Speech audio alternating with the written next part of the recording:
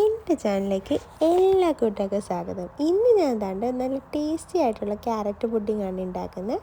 ആദ്യം നമുക്കൊരു ക്യാരറ്റ് ഇതുപോലെ ഒന്ന് ഗ്രേറ്റ് ചെയ്തെടുക്കണം. പിന്നെ നമ്മുടെ ചൈന ഗ്രാസ് ആണ്, അത് ഇതുപോലെ ഒന്ന് മെൽറ്റാക്കാൻ വേണ്ടിയിട്ട് 10 മിനിറ്റ് വയ്ക്കണം.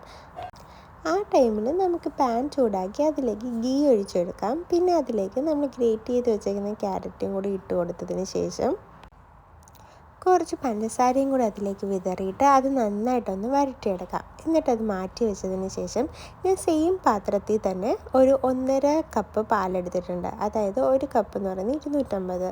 അങ്ങനെ ഞാൻ 1.5 കപ്പ് പാലും അതിലേക്ക് ഞാൻ 1/2 കപ്പിൻ്റെ പകുതി, അതായത് 1/4 കപ്പ് പഞ്ചസാരയും കൂടി ഇട്ട് ഒന്ന് നന്നായിട്ടൊന്ന് തിളപ്പിച്ചെടുത്ത് ആ തിളപ്പിച്ച് വരുമ്പോഴത്തേക്ക് നമ്മൾ തയ്യാറാക്കി വെച്ചേക്കുന്ന ഗ്രേറ്റ് ചെയ്തേക്കുന്ന ക്യാരറ്റില്ലേ അതും കൂടി ഒന്ന് അതിലേക്ക് ഇട്ട് കൊടുക്കാം. ഞാൻ നോക്കിയപ്പോൾ അത് നന്നായിട്ടൊന്ന് അരയാനുണ്ടായിരുന്നു. ഞാൻ പിന്നെ ഒന്ന് അരച്ചെടുത്തതിന് ശേഷം വീണ്ടും ഒന്ന് കുറുക്കാൻ വേണ്ടിയിട്ട് പാനിലേക്കിട്ട് ആ സമയത്ത് നമ്മുടെ തയ്യാറാക്കി വെച്ചേക്കുന്ന ചൈന ഗ്രാസ് ഇല്ലേ അതും കൂടി അതിനകത്തോട്ട് ഒഴിച്ച് നന്നായിട്ടൊന്ന് മിക്സ് ചെയ്തെടുക്കുക.